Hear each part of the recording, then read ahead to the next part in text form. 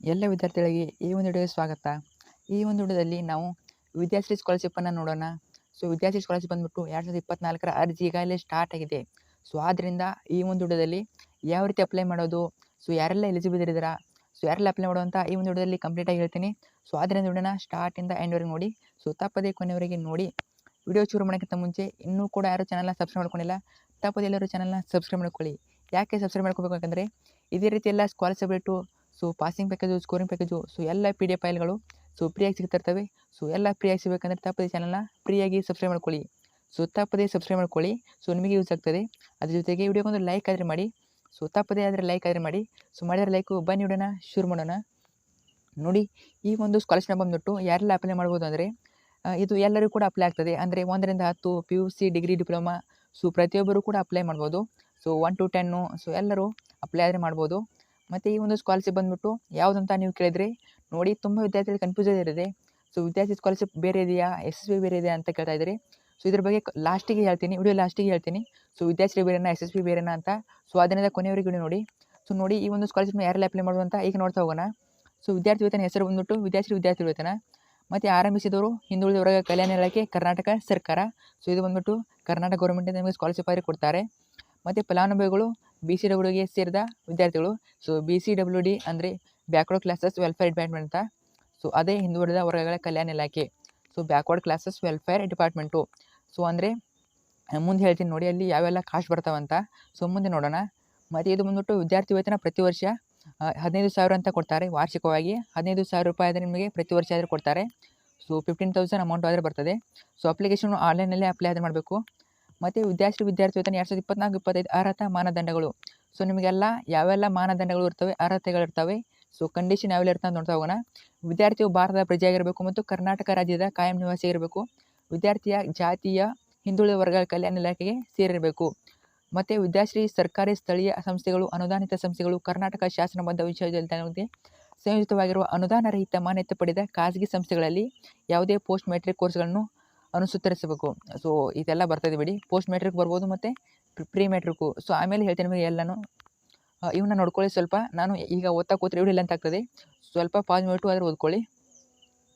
ಇನ್ನು ನೆಕ್ಸ್ಟು ವಿದ್ಯಾರ್ಥಿಗಳು ತಾವು ಓದುತ್ತಿರುವ ಕಾಲೇಜಿನಿಂದ ಕನಿಷ್ಠ 5 ಕಿಲೋಮೀಟರ್ ದೂರದಲ್ಲಿರುವ ಕರ್ನಾಟಕ ಗ್ರಾಮೀಣ ಪ್ರದೇಶದಲ್ಲಿ ವಾಸಿಸಬೇಕು. ಆಯಾಗ ವಿದ್ಯಾರ್ಥಿಯ ನಿವಾಸವು ನಗರದ ಅಥವಾ ಪಟ್ಟಣದಲ್ಲಿದ್ದರೆ, ಅವರು ಬೇರೆ ನಗರ ಅಥವಾ ಪಟ್ಟಣದಲ್ಲಿ ಕಾಲೇಜಿಗೆ ವ್ಯಾಸಂಗ ಮಾಡುತ್ತಿದ್ದರೆ ಅಂಥ ಸಂದರ್ಭದಲ್ಲಿ ಅವನು ಅಥವಾ ಅವಳು ಈ ವಿದ್ಯಾರ್ಥಿ ವೇತನ ಯೋಜನೆಗೆ ಅರ್ಹರಾಗಿರ್ತಾರೆ. ಇದೇನು ತಲೆ ಕೆಡಿಸ್ಕೋಬೇಡಿ. ನೀವು ಅಪ್ಲೈ ಮಾಡಿ. ಇನ್ನು ಶೈಕ್ಷಣಿಕ ಅಗತ್ಯತೆಗಳು. ನೀವು ಎಲ್ಲ ಬರ್ತವೆ ಕೋರ್ಸ್ ಅಂತ ಹೇಳಿದೆಲ್ಲ. ಎಲ್ಲ ಕೋರ್ಸೇ ಬರ್ತವೆ. ಇನ್ನು ನೆಕ್ಸ್ಟು ವಿದ್ಯಾರ್ಥಿಯ ತರಗತಿ ಹಾಜರಾತಿ ಕನಿಷ್ಠ 75% ಇರಬೇಕು. ಇದೆಲ್ಲ ಗೊತ್ತಿದೆ ನಿಮಗೆ. ಇನ್ನು ಬಂದ್ಬಿಟ್ಟು ಯಾರೆಲ್ಲ ಅಪ್ಲೈ ಮಾಡೋದು, ಯಾವೆಲ್ಲ ಕಾಸ್ಟ್ಗೆ ಅಪ್ಲೈ ಮಾಡ್ಬೋದು ಅಂದರೆ, ವರ್ಗ 1 40%ದಿಂದ ಪಾಸ್ ಆಗಿರಬೇಕು. ಮತ್ತು ಅಂಕಗಳು 50%. ಮಿನಿಮಮ್ ಅಂದರೂ 50%ದಿಂದ ಹಿಂದಿನ ವರ್ಷ ನಿಮಗೆ ಮಾರ್ಕ್ಸದೇ ಬಂದಿರಬೇಕು. 50% ಮಾರ್ಕ್ಸದೇ ಬಂದಿರಬೇಕು. ಇನ್ನು ಯಾರೆಲ್ಲ ಅಪ್ಲೈ ಮಾಡ್ಬೋದು ಅಂದರೆ, ಯಾರೆಲ್ಲ 2A, 3A ಮತ್ತು 3B ಇದ್ದೀರಾ, ಇವರೆಲ್ಲ ವಿದ್ಯಾರ್ಥಿಗೆ ಅಪ್ಲೈ ಮಾಡ್ಬೋದು. ಇನ್ನು ಉಳಿದವರು ಅಪ್ಲೈ ಮಾಡೋಕ್ಕಾದರೆ ಆಗೋದಿಲ್ಲ. ನಿಮಗೆ ಮುಂದೆ ಹೇಳ್ತೀನಿ ನೋಡಿ. ಇನ್ನು ಕಂಡೀಷನ್ಸ್ ಯಾರು ಬಂದಿವೆ. ಯಾವ ರೀತಿ ಕಂಡೀಷನ್ ಅಂದರೆ, ನಿಮಗೆ ಇನ್ಕಮ್ ಇರ್ತದಲ್ಲ, ಅದು ಬಂದುಬಿಟ್ಟು ವಾರ್ಷಿಕವಾಗಿ 2,50,00,000 ರೂಗಿಂತ ಕಡಿಮೆ ಇರಬೇಕು. 2.5 ಲಕ್ಷ ಅಥವಾ 2.5 ಲಕ್ಷಕ್ಕಿಂತ ಕಡಿಮೆ ಇರಬೇಕು. 2.5 ಲಕ್ಷಕ್ಕಿಂತ ಜಾಸ್ತಿ ಇದ್ದರೆ ನೀವು ಅಪ್ಲೈ ಮಾಡೋಕ್ಕಾದರೆ ಆಗೋದಿಲ್ಲ. ಆಲ್ಮೋಸ್ಟ್ ವಿಡಿಯೋ ನೋಡೋರಿದೆ ಕಡಿಮೆ ಅನ್ಕೋತೀನಿ. ಯಾರಾದರೂ ಜಾಸ್ತಿ ಇದ್ದರೆ ಅಪ್ಲೈ ಮಾಡೋಕ್ಕಾದ್ರೆ ಹೋಗಬೇಡಿ. ಇನ್ನು 2A, 3A ಮತ್ತು 3B 1 ಲಕ್ಷ ಇರಬೇಕು. ವರ್ಗ 1ಕ್ಕೆ 2,50,000 ರೂ ಇರಬೇಕು. 2,50,000 ರೂ ಇರಬೇಕು. ಇನ್ನು 2A, 3A ಮತ್ತು 3B ವಿದ್ಯಾರ್ಥಿಗಳಿಗೆ ರೂ 1 ಲಕ್ಷ ಇರಬೇಕು. 1 ಲಕ್ಷ ದಾಟಿದರೆ ಅಪ್ಲೈ ಮಾಡೋಕ್ಕಾದರೆ ಹೋಗಬೇಡಿ.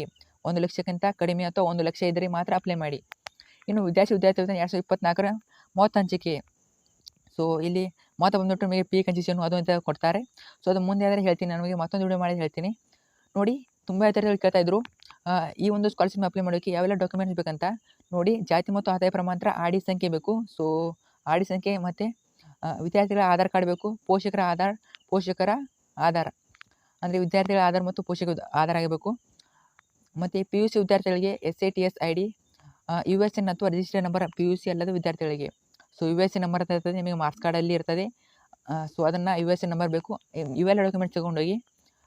ನಿಮಗೆಲ್ಲ ಗೊತ್ತಿರ್ತದೆ. ಇನ್ನು ಆನ್ಲೈನ್ ಸೆಂಟರ್ನಲ್ಲಿ ಅಪ್ಲೈ ಮಾಡೋ ವಿದ್ಯಾರ್ಥಿಗಳು ಸೊ ಅಲ್ಲಿ ಹೋಗಿ ಒಂದ್ಸಲ ಕೇಳ್ಕೊಳ್ಳಿ ಯಾವೆಲ್ಲ ಡಾಕ್ಯುಮೆಂಟ್ಸ್ ಬೇಕಂತ. ಸೊ ಅವ್ರು ಹೇಳ್ತಾರೆ, ಅವನ್ನ ತೆಗೊಂಡೋಗಿ. ಇನ್ನು ತುಂಬ ವಿದ್ಯಾರ್ಥಿಗಳು ಕೇಳ್ತಾ ಇದ್ರು, ನೋಡಿ ಇದನ್ನು ಎಲ್ಲಿ ಅಪ್ಲೈ ಮಾಡೋದು ಅಂತ. ನೋಡಿ ಇದನ್ನು ಬಂದ್ಬಿಟ್ಟು ತುಂಬ ವಿದ್ಯಾರ್ಥಿಗಳು ಡೌಟಲ್ಲಿ ಇದ್ದೀರಾ, ಇದು SSP ಬೇರೆನಾ ವಿದ್ಯಾಶ್ರೀ ಬೇರೆನಾ ಅಂತ. ನೋಡಿ SSP ವಿದ್ಯಾಶ್ರೀ ಎರಡೂ ಕೂಡ ಒಂದೇ ಸ್ಕಾಲರ್ಶಿಪ್ಪು. ಸೊ ಯಾರು ಕೂಡ ಕನ್ಫ್ಯೂಸ್ ಆಗಬೇಡಿ. SSP ವಿದ್ಯಾರ್ಥಿ ಎರಡೂ ಕೂಡ ಒಂದೇ ಸ್ಕಾಲರ್ಶಿಪ್ ಆಗಿರೋದ್ರಿಂದ ssp.postmetric.kernataka.government.in ಅಂತ ಅಪ್ಲೈ ಮಾಡ್ಬೋದು. ಸೊ ಇದು ಬಂದ್ಬಿಟ್ಟು ಈಗಾಗಲೇ ನಿಮಗೆ ಗೊತ್ತೇ ಇದೆ, ಹಿಂದುಳಿದ ಮತ್ತು ಸಮಾಜ ಕಲ್ಯಾಣ ಇಲಾಖೆ ಸೊ ಎಲ್ಲ ವೆಬ್ಸೈಟ್ಗಳು ಒಂದೇ ಬರ್ತವೆ. ಅದೇ ಬಂದ್ಬಿಟ್ಟು ssp.postmetric.kernataka.government.in. ಸೊ ಇಲ್ಲಿ ಬಂದ್ಬಿಟ್ಟು ಅಪ್ಲೈ ಮಾಡಿ. ಯಾರಿಗೆಲ್ಲ ಅಪ್ಲೈ ಮಾಡೋಕ್ಕೆ ಬರೋದಿಲ್ಲ ಅಂಥ ವಿದ್ಯಾರ್ಥಿಗಳು ಈಗಾಗಲೇ ಒಂದು ವಿಡಿಯೋ ಮಾಡಿದ್ದೀನಿ ಯಾವ ರೀತಿ ಅಪ್ಲೈ ಮಾಡೋದು ಅಂತ, ಅದು ಕೂಡ ಚಾನಲೇ ಇರ್ತದೆ, ಹೋಗಿ ಚೆಕ್ ಮಾಡಿ. ಮತ್ತು ಈ ಒಂದು ನಿಮ್ಮ ಫ್ರೆಂಡ್ಸ್ಗೆ ತಪ್ಪದೇ ಶೇರ್ ಮಾಡಿ. ಮತ್ತು ಖಂಡಿತ ತಪ್ಪದೇ ಅಪ್ಲೈ ಆದರೆ ಮಾಡಿ. ಸೊ ತಪ್ಪದೇ ಅಪ್ಲೈ ಮಾಡಿ, ಯಾರು ಕೂಡ ಮಿಸ್ ಮಾಡೋಕ್ಕೆ ಹೋಗಬೇಡಿ. ಸೊ ತಪ್ಪದೇ ಅಪ್ಲೈ ಆದರೆ ಮಾಡಿ. ಇದ್ರ ಬಗ್ಗೆ ಏನಾದ್ರು ಡೌಟ್ ಇದೆ ಕಮೆಂಟ್ ಮಾಡಿ. ಸೊ ಥ್ಯಾಂಕ್ ಯು ವಿಡಿಯೋ ನೋಡೋಕ್ಕೆ.